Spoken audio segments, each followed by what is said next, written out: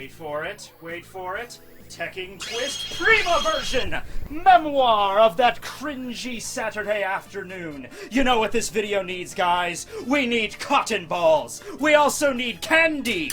We also need booze and sweat and tears. Oh, come my way. Okay, so when I started to sit down and think about, okay, how am I going to start off a video where we're discussing Bon Clay?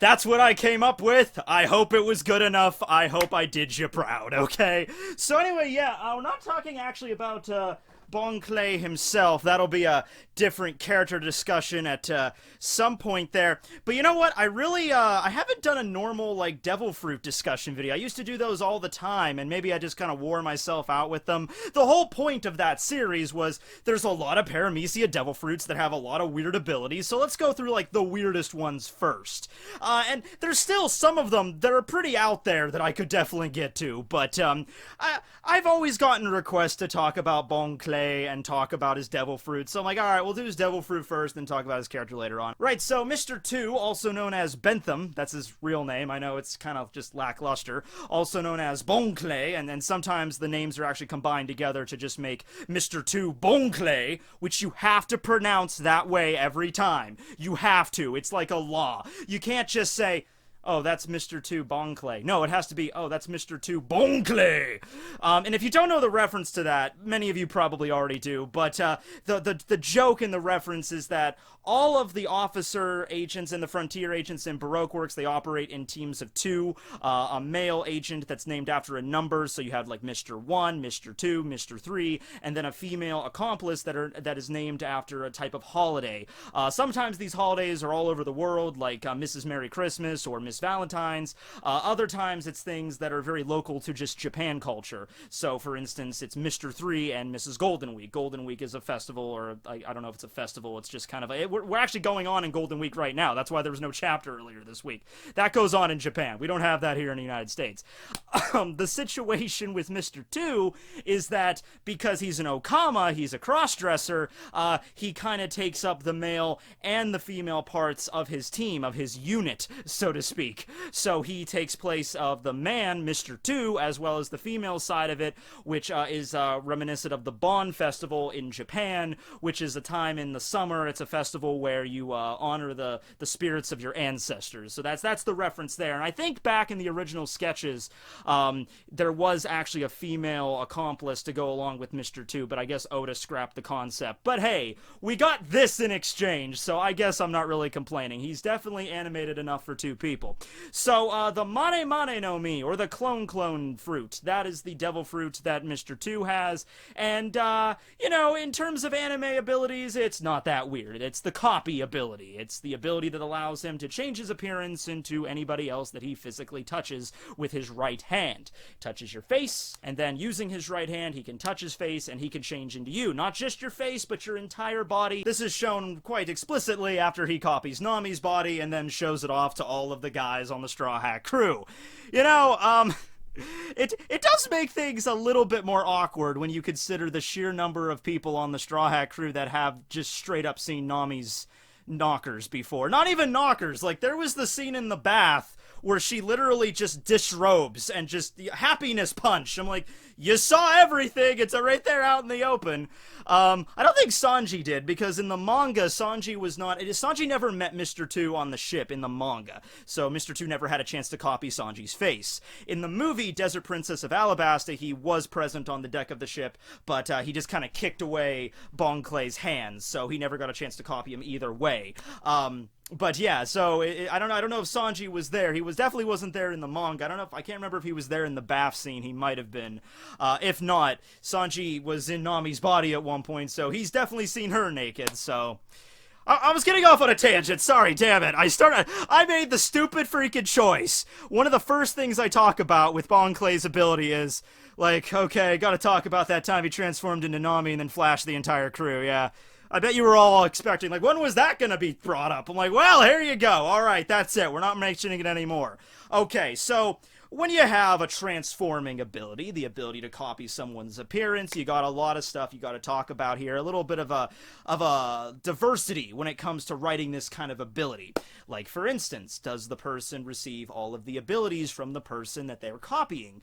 If they do receive such abilities, are they used in the same level that the original person could use them as? Like, for instance, if you have a karate master and you copy a karate master, can you use karate in the same exact way that they would? How about personalities? How about memories? How are you going to copy various things? So it's a very simple ability to understand, but there's a bunch of different ways you can take it.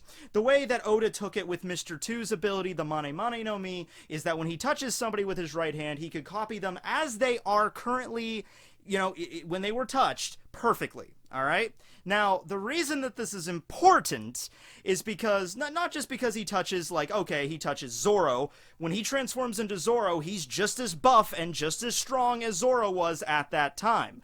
But unless he actually transforms into Zoro for prolonged periods of time and does some training in Zoro's body, the version of Zoro that Bon Clay can transform into is always going to be at that exact same point, at Alabasta level Zoro. So Zoro has done, obviously, a lot more training since Alabasta over the time skip with Mihawk. He's always doing a bunch of bullshit training on the ship, lifting those giant weights.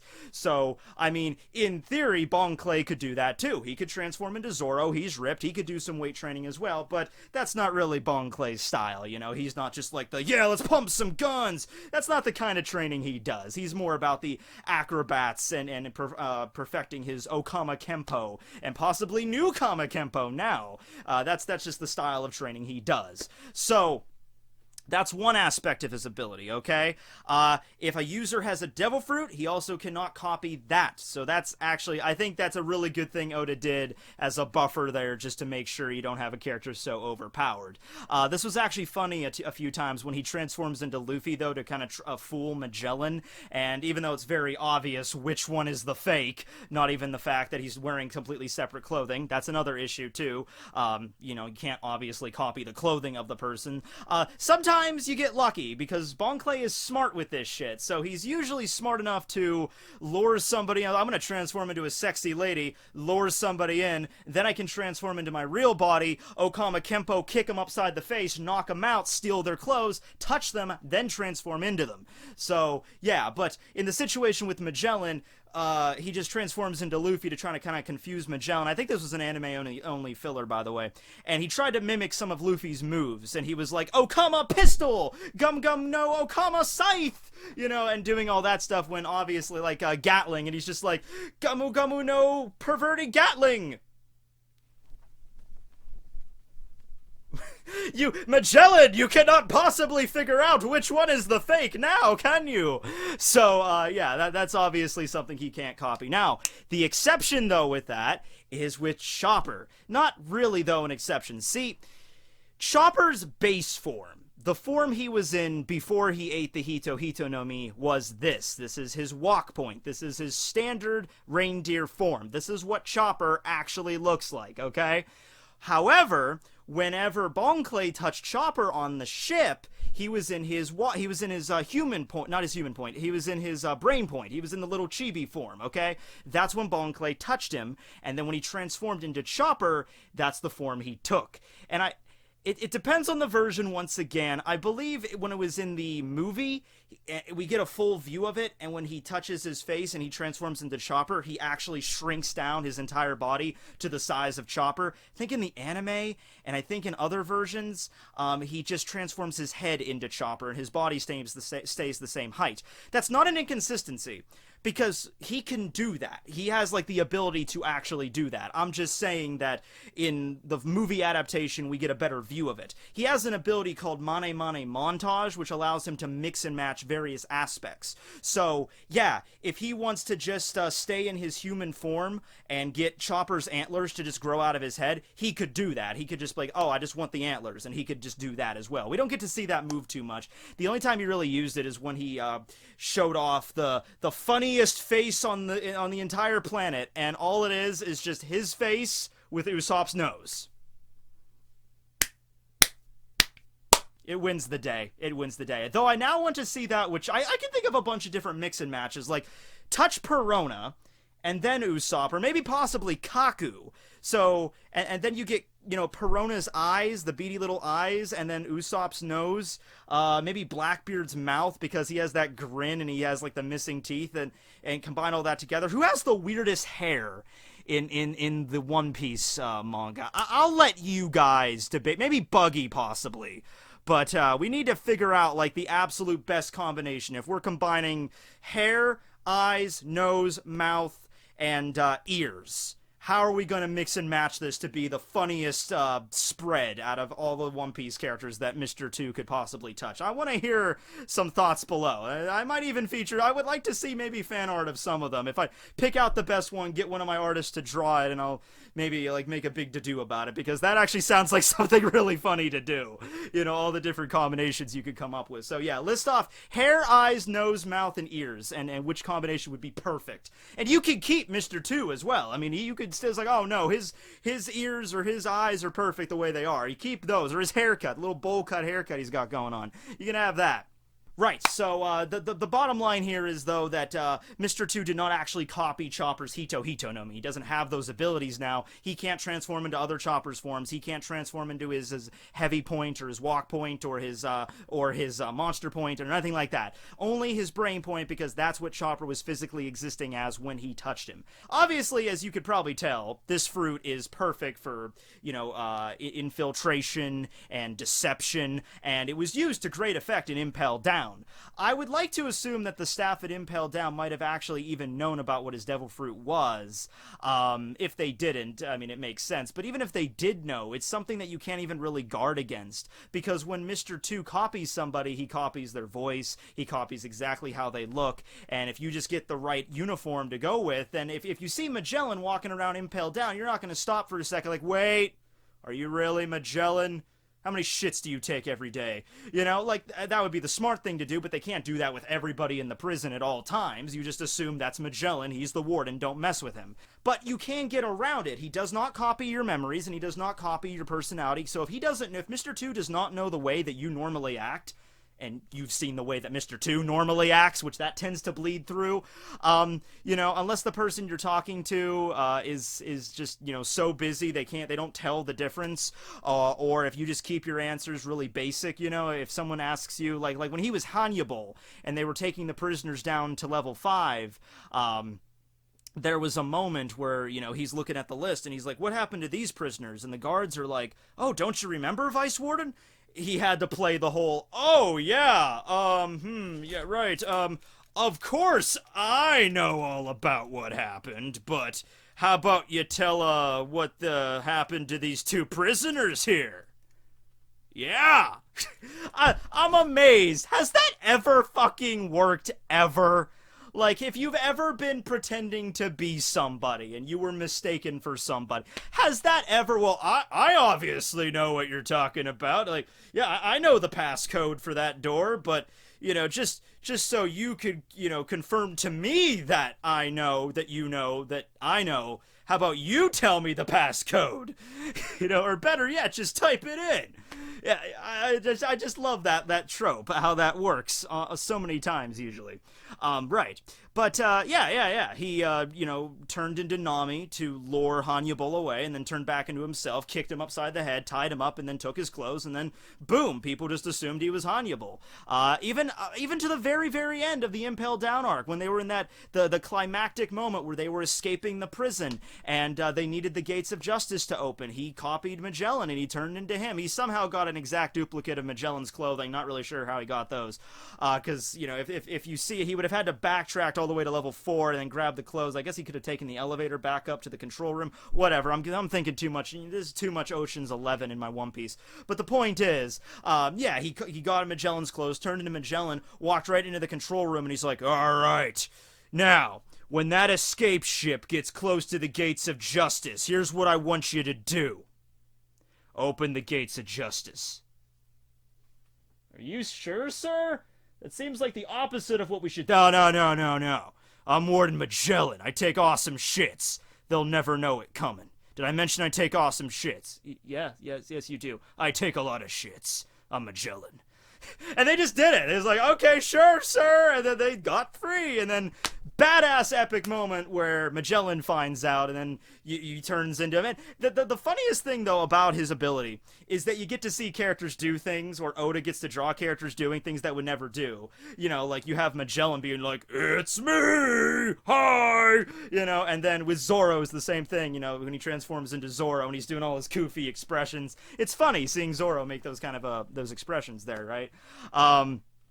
Yeah, so probably the last aspect of his fruit that's a really cool kind of thing that Oda included is the save feature he has. So touching someone with his right hand and then his own transforms into him. But he can actually remember all of the faces that he touched, so it's not limited to just like the last few faces or anything, or only what he could remember, or he has to have a picture to refresh his memory. No, every single person he touches, the devil fruit will ensure that he can remember. And in order to transform back into himself, he uses his left hand. So that's how his ability works there. He kind of screwed the pooch on this one when he was revealing his ability to the Straw Hats before he knew who they really were. He was showcasing off all the faces, and one of them was Cobra, Vivi's father, and she noticed it. So, yeah. He also copied Panda Man at some point there, because while he was in Impel Down spinning around like a lunatic, yeah, you see Panda Man in there. I have no idea where he copied Panda Man, this background, you know, gag character. It's freaking hilarious. God damn it, Oda.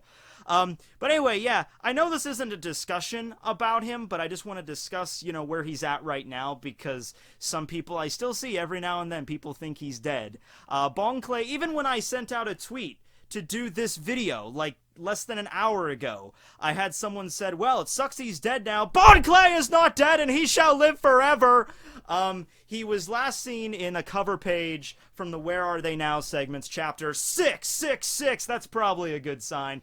Actually, from what I understand, the 666 thing, that's more of a cultural thing. It depends on where you're at in the world. I think in Japan, the bad number is 999, not 666. Maybe they both are. Maybe it's only 999. Maybe it's only in certain cultures. I don't know. I just find it ridiculous that a number is, like, bad or something, you know?